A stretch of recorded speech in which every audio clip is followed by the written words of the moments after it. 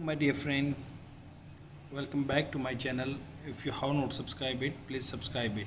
Subscribe कर लो friend और daily देखते रहो अगर आप अपनी इंग्लिश इम्प्रूव करना चाहते हैं तो मैं डेली एक न्यूज़पेपर से वीडियो लेके आता हूँ जो भी द हिंदू न्यूज़पेपर से होती है, एडिटोरियल पोर्शन। तो चलते हैं sledge hammer style. Sledge hammer क्या होता है? बहुत भारी हत्थे वाला जो हैमर होता है, हथौड़ा, उसका स्टाइल। कैसे? The home ministry's decision to ban the PFI Muslim की एक पार्टी है, उसके बारे में बात की है। एंड इट्स एफिलिएट्स, जो उससे मतलब छोटे छोटे, जैसे ये बोलते हैं ना कि ये सीबीएसई एफिलिएट स्कूल है, तो एफिलिएट्स उसकी जो शाखाएं हैं इज ए रस्ट वन मतलब हार्श है, ये कड़ा है। होम मिनिस्ट्री का जो डिसीजन है बैन कर दिया पीएफआई को, its affiliate is a rust one, बहुत हार्श वन है। There will be little reason मतलब कम रीजन होंगे for disquiet at the Popular Front of India being termed as a radical Islamist organization।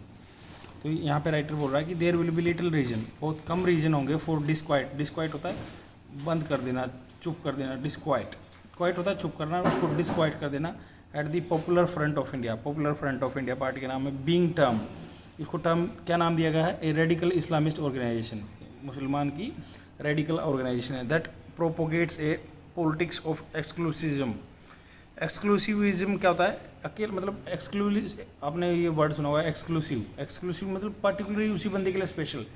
तो ये अलग कर रहा है आदमी को। एंड कम्युनलिज्म और जाति के नाम पे बांट रहा है जो पीएफआई है। Even if it is profess मतलब होता है रखना। अडेरेंस होता है पालन करना। To constitutional values and has according to its claims.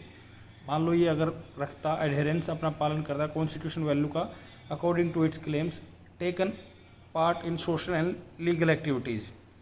तो ये सोशल और लीगल एक्टिविटी में पार्ट करता, benefiting Muslim across India, benefit करता हर मुस्लिम को across India. This is because of action by PFI cadre in Kerala and coastal Karnataka is particular resulting in religious and political violence. तो केरला में और coastal Karnataka में जो ये है, इनकी वजह से रिलीजियस और पॉलिटिकल वायलेंस हो रहा है। एंड विजिलेंटिज्म क्या होता है कि जैसे होता है ना, विजिलेंस वाले सुने हो अपने, तो ये एक वो फैला रहा है कि नेगेटिविटी फैला रहा है, विजिल एक दूसरे को उजागर कर रहा है in the name of the religious sentiments being hurt. तो ये बोल रहा है कि रिलीजियस सेंटिमेंट्स इनके हर्ट हुए हैं, तो इसलिए विजिलेंटिज्म फैला रहा है, अलगाववाद फैला रहा है। वाइल द पीएफआई जो हैज़ ग्रोन, पार्टी है जो has grown as an organisation since its formation in 2006। तो जो पीएफआई पार्टी है ये ग्रोन हो चुकी है एज एन ऑर्गेनाइजेशन सिंस, तब से इट्स फॉर्मेशन इन 2006 से बनी थी। Largely due to its assertive action, जो इसके असर्टिव क्या होता है? पक्के forceful action in the legal and social fronts that have coincided with the rise of Hindutva. Coincided मतलब वो कोइंसाइड हुआ है with the rise of Hindutva forces to political hegemony in India. तो पॉलिटिकल हेजिमनी क्या था? संप्रभुता, अपने उसकी प्रेशर बना रहा है। And its perceived political and electoral arm, उसकी जो परसीव क्या मानी हुई, परसीव करना क्या होता है? आप किसी चीज़ को अनुमान लगाते हैं। Political and electoral arm the social democratic party of India, जो democratic party of India has received little support, उसको भी सपोर्ट मिला with minority voters preferring to back secular parties और मॉडरेट कम्युनिटेरियन फोर्सेज। तो माइनॉरिटी वोटर प्रीफर करेंगे to back secular party को, जो धर्म को सिर्फ किसी धर्म को नहीं मानते, सेकुलर पार्टी है। And moderate communication forces. The PFI is a Islamic variant. PFI क्या है? एक इस्लामिक वेरिएंट है, मतलब उसका ही प्रकार है। Communal politics and the mirror image of the majoritarian current gripping several parts of India, बहुत सारे पार्ट में होती है करंट जो ग्रिप चल रही है, इसकी पकड़ चल रही है। It goes without saying that its activity who have been charge with violence. ये बोल रहे हैं कि बिना कुछ कहे इसकी एक्टिविटी चल रही है। हु हैव बीन, जिन पे चार्ज लगाया गया वायलेंस का। Vigilantism and unlawful acts must be subjected to legal scrutiny, तो इनकी लीगल स्क्रूटनी होनी चाहिए। एंड ब्रोड टू जस्टिस, और जस्टिस मिलना चाहिए। बट द आउटराइट होता है बिल्कुल clearly ban on PFI and its affiliated organisation barring the SDPI which claims to be independent of its. जो एसडीपीआई है पार्टी, वो अपने आप को इंडिपेंडेंट बता रही है इससे। By the ministry of home affairs raises question whether a sledgehammer approach is the correct course. तो ये बोल रहे हैं कि स्लेज हैमर अप्रोच क्या करेक्ट कोर्स है, करेक्ट तरीका है। The MHMA ministry of home affairs notification release on September 27 declared that PFI and its affiliates as an unlawful association। तो 27 सितंबर को एक डिक्लेरेशन आया, उन्होंने अनलॉफुल एसोसिएशन बता दिया इसको। That was pursuing a secret agendas to radicalise, मतलब आदमियों को रेडिकलाइज कर रही है, a particular section of the society towards undermining democracy and the ban for the 5 years followed a series of raids and arrest. तो उसके बाद ban लग गया फॉर 5 years 5 साल का, and series of raids and arrest. उसके बाद red पड़ी और अरेस्ट हुए, तो उसके बाद ये बैन लग गया। तो ओमनीबस, दिस ओमनीबस मतलब ऐसा अप्रोच टू सबके साथ समान, towards banning the PFI and the affecting indiscriminate, बिना डिस्क्रिमिनेशन किया हुआ arrest, instead of clear case to case judicial process of bringing guilty activist and leader to book.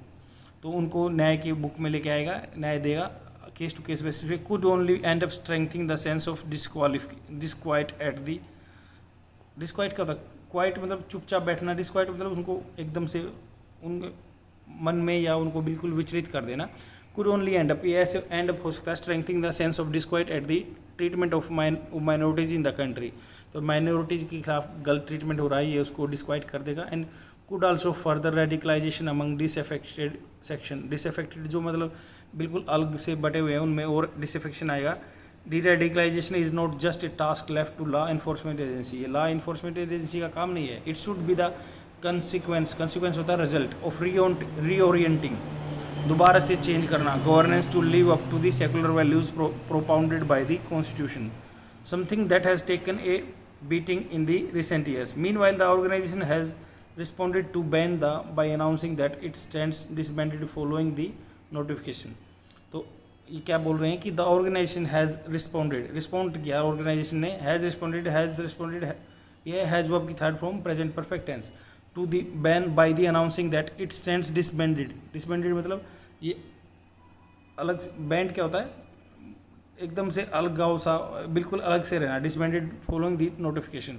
The ban must not be utilise, ban को ऐसे utilise नहीं करना चाहिए as means to target Muslim specifically political dissident, जो political मतभेद रखते हैं उनको, एंड डेमोक्रेटिक एक्टिविस्ट जो डेमोक्रेसी के लिए बात करते हैं, who have engage in legitimate protest, जो लेजिटिमेट प्रोटेस्ट में इन्वॉल्व थे against discriminatory pieces of legislation such as citizenship amendment act, जैसे CAA के बारे में वो चल रहा था प्रोटेस्ट, उसके बारे में।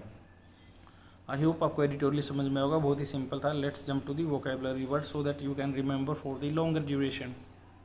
The first vocabulary word is sledgehammer, लंबे हत्थे वाला हथौड़ा। The second vocabulary word is synergy, synergy होता है सामंजस्य, तालमेल। The third vocabulary word is envisage, परिकल्पना करना। I don't envisage any problem with this.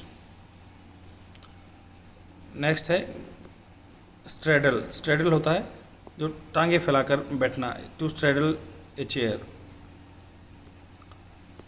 Indigenous होता है वहाँ का स्वदेशी है। आई होप आपको समझ में आएगा, शेयर कर दीजिए अपने फ्रेंड में और डेली देखते रहिए। Thank you very much.